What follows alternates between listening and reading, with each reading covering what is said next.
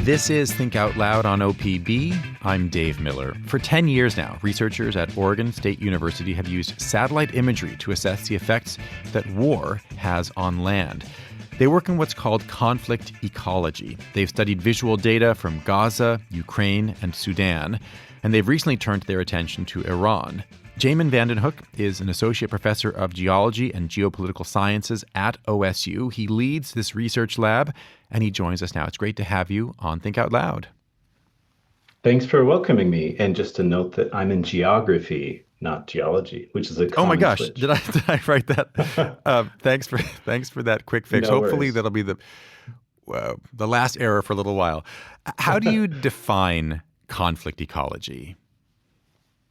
Yeah, conflict ecology, it really is just a group of people, right? It's not a discipline as such, but we work on topics at the intersection of geospatial science, so you mapping science, satellite imagery, GPS, GIS, geographic information science. Those are the kind of tools in our toolkit. But while traditionally those have been deployed to things like natural resource management or in the Pacific Northwest, wildfire monitoring, prevention, for example, we tend to use those tools much more, I would say exclusively on thinking about conflict settings, armed conflict settings, humanitarian settings, refugee camps, IDP sites, internally displaced people sites. And we use these tools to understand the immediate effects of war. That tends to be things like damage to cities, damage to homes, damage to agriculture and forest, as well as the long-term implications that kind of cascade, if you will, from that initial conflict, which in our research, tends to focus on long-term impacts of people being forced out away from their home, outside of their country, into new refugee settings, and thinking about environmental degradation, food security, long-term climate risks in those new sites which sprawl around the world. Where do you get your data from?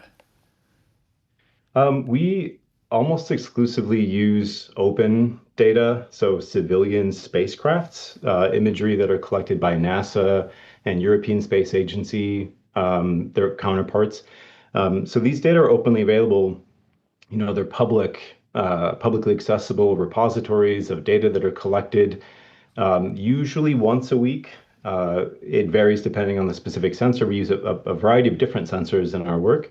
But these data all tell these images all tell a different side of the story. So we put all these together when needed, and also to be direct, like where possible, when the imagery are collected, we also use commercial imagery that are provided by businesses, not in the civilian space necessarily, but those tend to have different capabilities or collected at different times and different locations. So when possible, we try to kind of bring those in to help support our interpretation. But the main analysis is done on these data that really any of your listeners right now could go and download and start looking at themselves.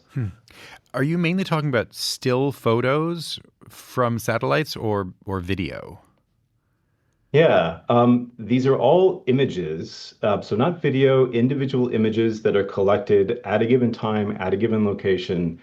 But because they're taken over, repeatedly, this is really the value of having satellites in space is not that platform, that perspective. It's not just for the single date. All of that effort to get into space, the value of it is now it's in orbit. So it's coming back again and again and again. So we use these images and stitch them together into animations, film strips as such. And in fact, when we do our analysis, which is all automated, there's very little cases where we're not making the judgment call, image by image. We have an automated routine that is built out of a lot of interpretation to help us kind of guide our assessment. But we can take that full collection of images that have been collected, going back over a decade, to build out that historical view. So we have this long-term record, and that's really where our analysis lies. It's the changes over time that we can see. So in a sense, we can make a video. It just wouldn't be a video anyone would probably like to watch. It's slow changes. There's not a lot happening until, in our cases, the conflict starts. And then it depends, of course, where we're looking, but we start seeing some very pronounced changes that are just so it breaks with the past. They're anomalies. They look like complete unexpected events, and of course that's what's unexpected. It's urban damage, agricultural damage. I want to turn to Iran. How much have you been able to learn about what's been happening there? And it's worth saying, again, you said sometimes this is just, it's once a week passes that you have access of data to, but we are now more than a week into this Yeah. particular war. Yeah, so Iran, I think we're in the 12th day now. The Our analysis, we're basically spinning up a new approach right now that one of the postdoctoral researchers in the lab, Corey Scher, has been working on. This new approach we're doing is really a region-wide assessment to detect locations of damage across the region. I should note that this isn't um, resolved enough. It's not f so finely detailed. We can't see individuals in it. We can't see cars. So there arguably is less of a concern from sort of the security perspective. This is really broad scale monitoring, looking for large cases of urban damage around the whole region. And the new thing that we're doing with Iran is really trying to do this in a cohesive way that allows us to stitch together insights over the broad region. So that would include Kuwait, it would include Iraq, other neighboring Gulf states that have also seen damage. And in this case, we're not trying to confirm what's already known. We're trying to lead with this analysis. We're trying to find new sites that have not been as well documented. And this is quite common in conflict settings. There's a lot of attention to places where people live. There's a lot of attention to high profile places, such as schools or hospitals. That all makes sense. But then the rest of the geography, the rest of the environment often gets left out of these assessments. So we're very keen to sort of broaden the view. So we're not just looking at infrastructure, we're looking at sort of much more of a holistic sense of the war impacts across the whole region. Have you gained any insights so far as you're looking region wide? Well, our full analysis isn't quite ready. In the next day or so, I think we'll be able to start sending this out to journalists and humanitarians whom we've worked with before. But the analysis itself, we have looked at some available high resolution imagery that has been publicly released that journalists have made use of as well to try to do some very localized assessments. And so really so far our only deep dive has been on the school damage in Minab in southern Iran to try to sort of guide some interpretation about what may have happened there, knowing as little as we do, to be honest, about these are still, of course, things that are coming out in the media, international media, even today. What was the target? What munitions were used? What was the consequence? Who was behind, the sending the strike in the first place? These are things we don't know. All we as researchers, we don't know this. What we can see is interpret the aftermath and interpret some of the environmental damages that result. So we've supported some interpretations along those lines. Are there ever cases where the public imagery that you rely on is delayed or withheld from you? Well, it's sort of a yes and no kind of answer.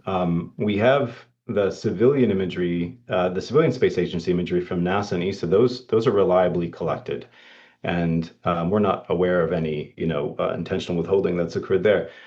What has happened in the past few days, really going back the last 5 days, is one of the main providers of commercial satellite imagery around the globe, this company called Planet Labs, who've just done a fantastic job at providing imagery in other conflict settings, often in cases where they're the only reliable, sort of consistent provider of imagery.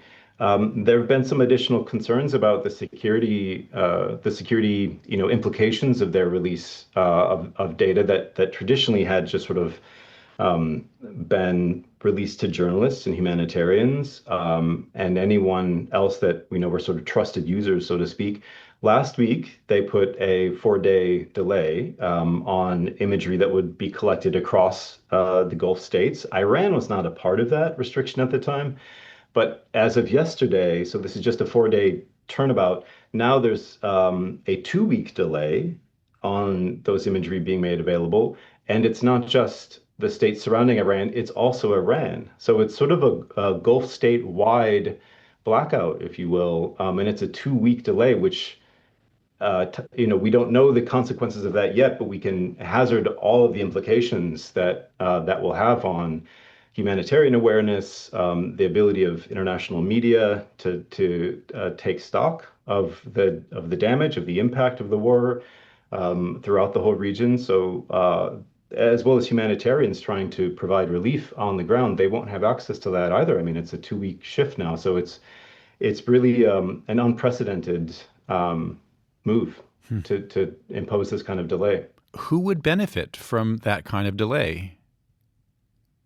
Well, I think the concern comes from the actors who would seek to reuse those imagery to target U.S. interests, allied interests. I mean, this is the actual terminology that's used in the Planet press release. So that's the thought is that the blockage, the blackout is coming to prevent that kind of use.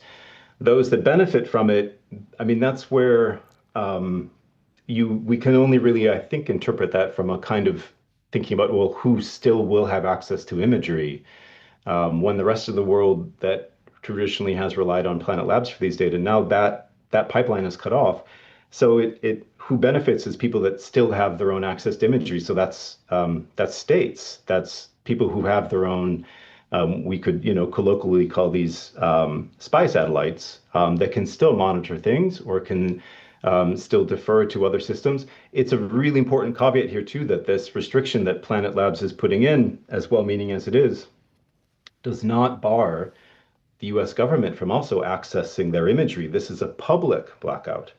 So the government can still make use, and there are contracts, of course, between Planet Labs and the government. So the government can still have access to this. It's media and or journalists and nonprofits or humanitarian groups who don't have access. That's right. Hmm. Yep. Yeah, That's the sort of two-state split. I want to turn to the bigger picture here in terms of imagery, whether it's still photos or videos, of the kind you rely on and the kind that we in the public see. AI generated imagery is getting more sophisticated and more prevalent every day. How do you know what to trust? Well, that's a sliding scale. We work with such raw imagery downlinked from satellite directly served up on, secure servers. We don't make use of any of this imagery that could be manipulated or fabricated. The challenge, of course, is that the broader public that's looking at imagery, there could be older imagery that's reused. This could be cell phone imagery. This could be satellite imagery. It could be new imagery that's manipulated to look in a certain way. This is something that's increasingly, it's being documented. It seems like this is quite a new state of AI generation of fake images that are flooding social media. In some cases, news media have picked these up as well. So it's extremely problematic. It doesn't directly get into our workflow so much, but it certainly can, kind of taint the broader public awareness and just the direction, the line of thinking, the line of questioning about how should we go about monitoring these impacts? How should we go about driving attention to one kind of concern versus the other? It's confusing things quite a bit. Where do your students end up working? You're giving them this grounding in this way of analyzing visual data about the world. Where might they take those tools? Well, a lot of the students that have finished, graduate students that have finished through the lab, some will go on to other graduate programs or postdoctoral positions, so staying in that academic research. Several have gone on to working with environmental conservation groups, mainly domestically based. I think, the current direction that we're at now is just the sort of like real-time monitoring. We've only really been doing this for the past 2, 3 years.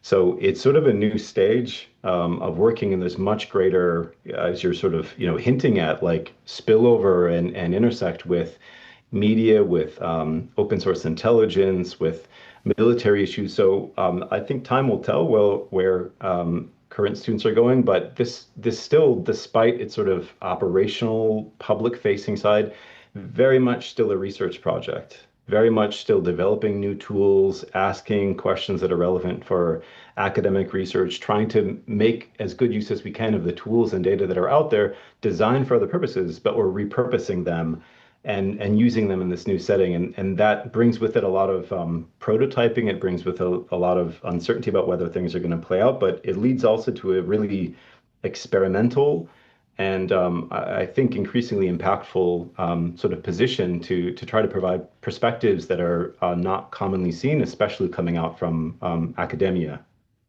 Jamin Vandenhoek, thanks so much. Appreciate it. Thank you. Jamin Vandenhoek is an associate professor of geography and the director of conflict ecology at Oregon State University.